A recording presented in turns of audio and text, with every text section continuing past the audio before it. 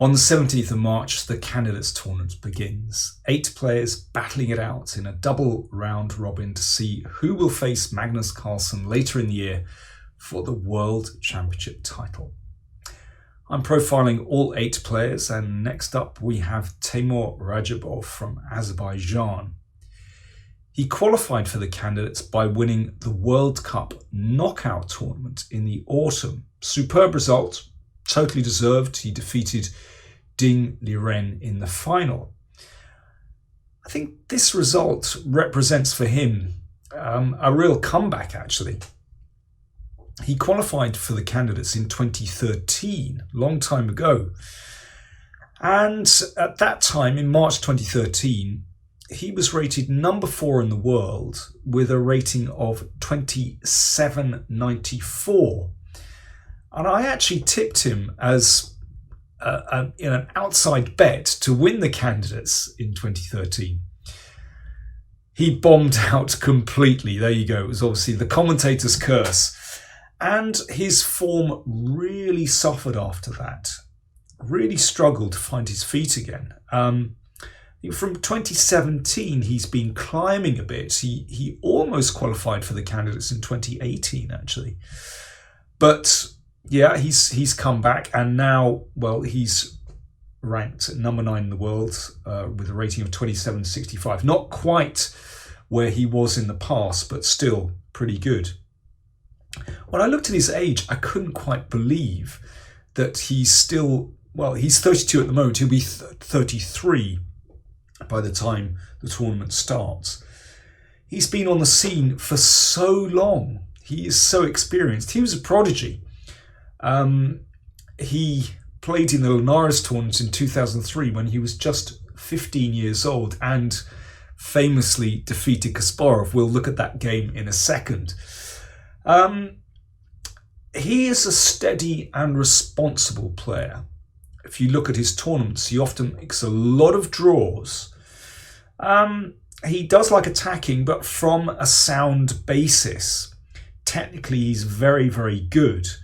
But he does play some exciting openings. He does enjoy playing the King's Indian. I would say that he's, well, responsible for something of a revival for the King's Indian defence.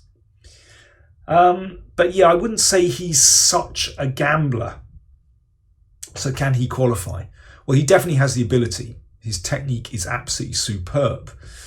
I think a lot depends on his desire and his motivation. So let me take you back to this famous game, Linares 2003, where he faced Garry Kasparov. Kasparov at that time was feeling the heat. He'd lost his World Championship title, but he was still right up there.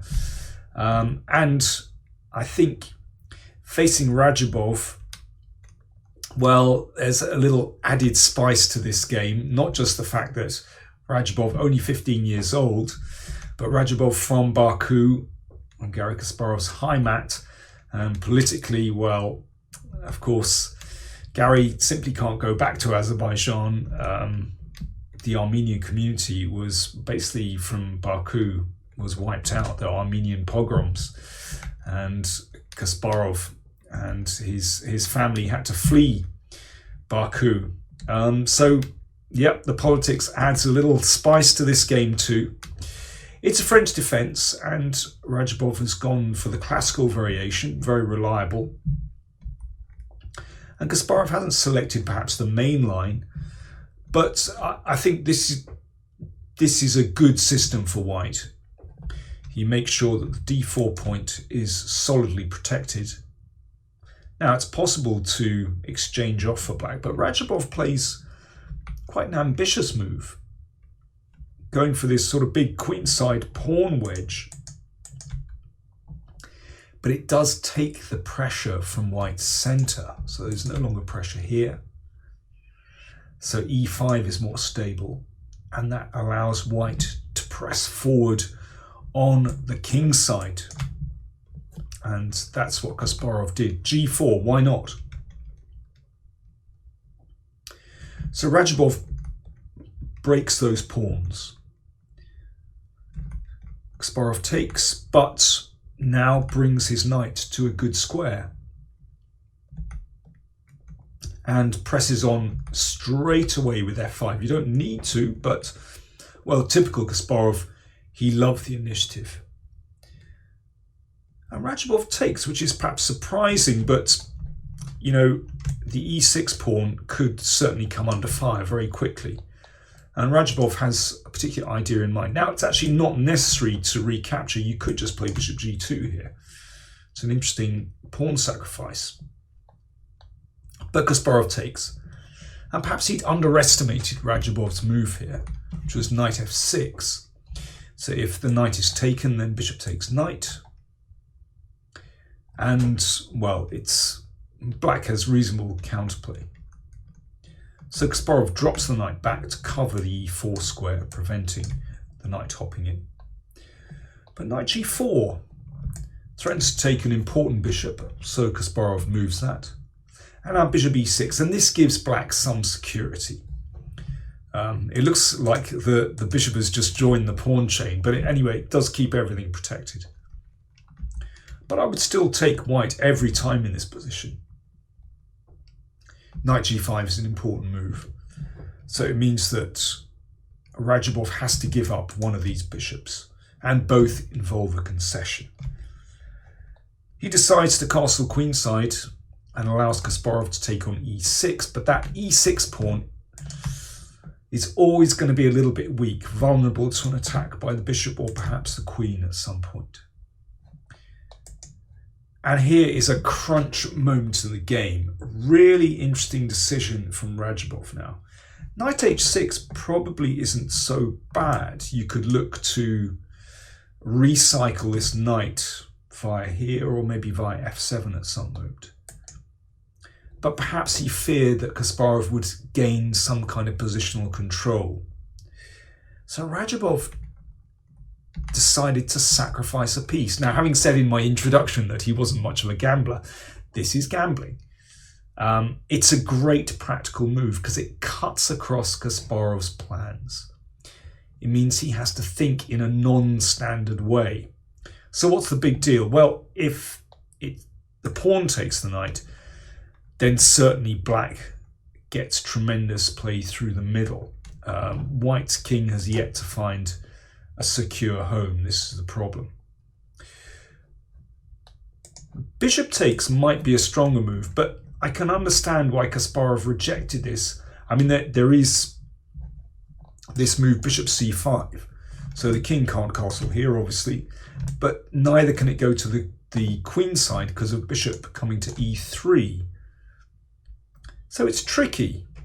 I mean, if you put this position into an engine, then it likes white's position very much just by taking the piece. But in practical play, it's not simple. Kasparov wants control here. He doesn't want to have to think about weird tactics. So he didn't take the piece. Instead, he played queen e3. Now he really is threatening to take that knight. So Radjabov ducked back. And Kasparov took on e6. So he's breaking in on these light squares and is perhaps hoping to take a pawn. But Radjabov manages to keep the position complex with bishop h4. And you can see with the king still in the middle, there are potentially threats down the e-file. So here, if queen takes d5, for example, then rook here, and Kasparov will have to compromise and play the king to the side. Now again, if you put this into an engine, it thinks that white is okay, but defending this position is not simple. You have to find some very tricky moves with white. Kasparov played queen g4, g5, and then he brought the bishop back to d2. If the bishop takes the pawn on g5, then the pin with the rook on g8 is not pleasant. So bishop d2 and rook e8. So the king decided to move out of the rook's line, understandable. But now this knight finds a nice square heading to b3, and this is an unpleasant position. White's best is probably to bring the king to the side, but black has counterplay here. That knight is very annoying. But instead, after knight a5, Kasparov blundered. He played rook df1, and after the check, knight b3 check, the king had to keep hold of the bishop on d2, so played king d1. And now Kasparov overlooked this move. Bishop takes knight on g3. If the pawn captures, then queen g6. Now, with the knight on g3, it would have been possible to throw the knight or queen in. The knight. Throw the knight in to block. But here, that is impossible. So queen b1 and mate is the threat. So you can't block on f5 because at the end of things, well, let's play the move. If queen f5, you take and then take the rook on h1. Thank you very much. And well, white can try and scramble to find a defense here, but after queen b1, threatening mate, and you take on c1, and there's a very nasty move at the end of this, queen e4 with a painful double attack, and that is the end of the road for white. So after bishop takes knight on g3, Kasparov just had to let that piece go. He played rook f7, threatening queen takes knight, but Radjabov simply defended the knight. And once again, pawn takes bishop is impossible because of the pin on the h file. And queen takes g3, queen g6 again is absolutely fatal for white. So after rook d8 from black, Kasparov played bishop takes g5.